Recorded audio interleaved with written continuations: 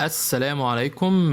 This is أحمد عبد المقصود، والنهاردة مع أول حلقات كورس الإنجليزية من خلال رواية English through novel. ونقول بسم الله.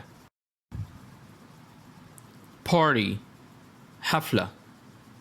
I was 99.9% sure I was dreaming. كنت بنسبة 99.9% متأكدة إن أنا بحلم.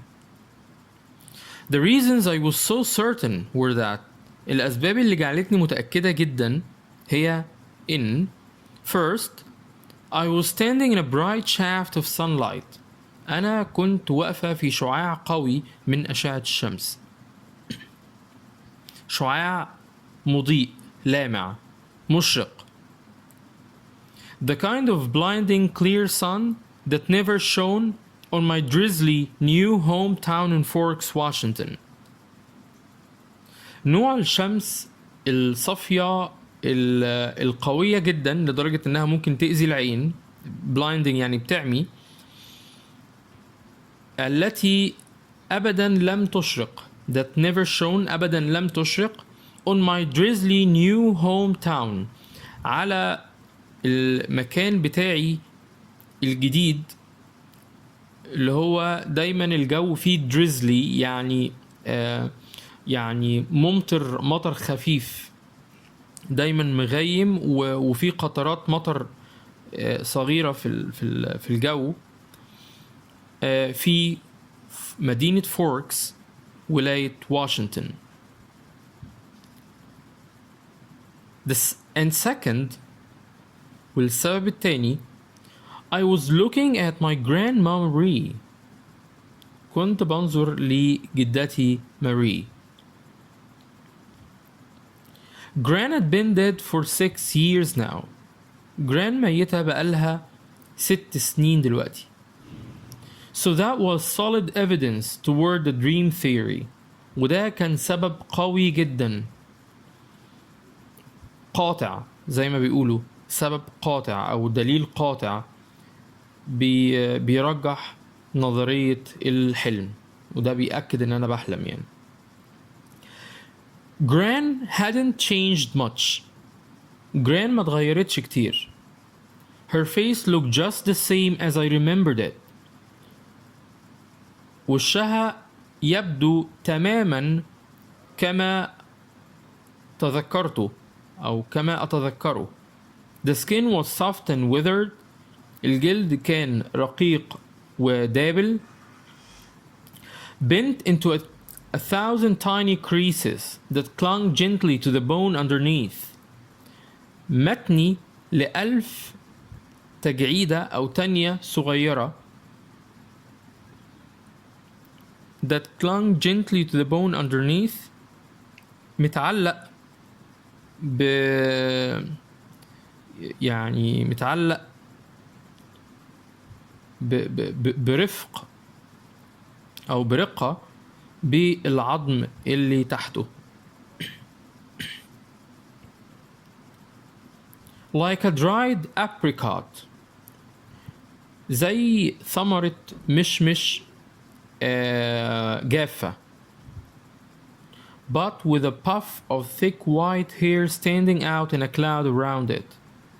لكن بخصلة أو بمجموعة من الشعر، حزمة من الشعر الأبيض الثيك اللي هو السميك. standing out in a cloud around it يعني ظاهر أو طالع حوالين الثمرة دي. يعني هي بتشبه الجلد بتاع جدتها إن هو withered دابل وطالع منه شعيرات بيضة مش كتير، ولكن الشعرة الواحدة بتكون thick سميكة، وطالعين من الجلد كأنهم عاملين زي سحابة كده من سحابة. يعني هي بتشبه الجلد كأنه يعني ثمرة مش جافة وطالع منها شعيرات البيضة السميكة أو الشعيرات البيضة السميكة اللي هي عاملة زي سحابة حوالين الثمرة يعني، أو الجلد بمعنى أصح. Our mouths أفواهنا. Hers a wizened pucker يعني فمها هو زي فمها دابل. Spread into the same surprised half smile at just the same time. اتفردوا لنفس نصف الابتسامة المصحوب بالاستغراب at just the same time في نفس الوقت. Apparently تقريبا أو ظاهريا she hadn't been expecting to see me either. هي لم تكن تتوقع أن تراني أيضا. I was about to ask her a question. أنا كنت على وشك إن أنا أسألها سؤال. I had so many. عندي كتير. كان عندي أسئلة كتير.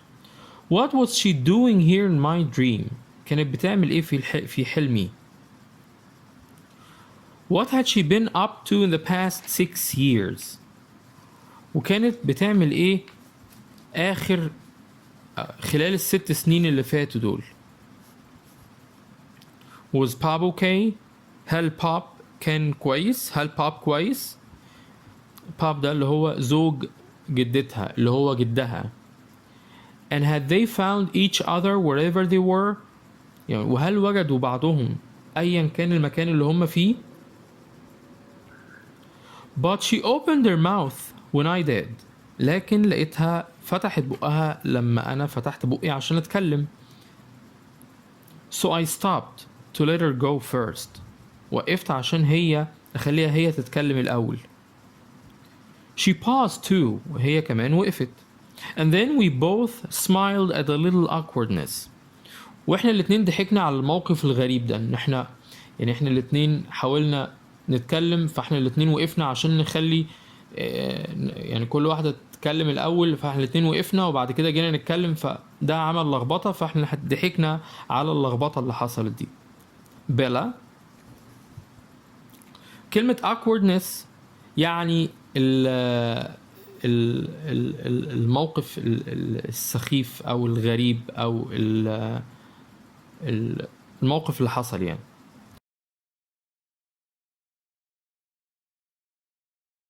Chapter 1. Party. I was 99.9% sure I was dreaming. The reasons I was so certain were that, first, I was standing in a bright shaft of sunlight, the kind of blinding clear sun that never shone on my drizzly new hometown in Forks, Washington. And second, I was looking at my Grandma Marie. Gran had been dead for 6 years now, so that was solid evidence toward the dream theory. Gran hadn't changed much. Her face looked just the same as I remembered it.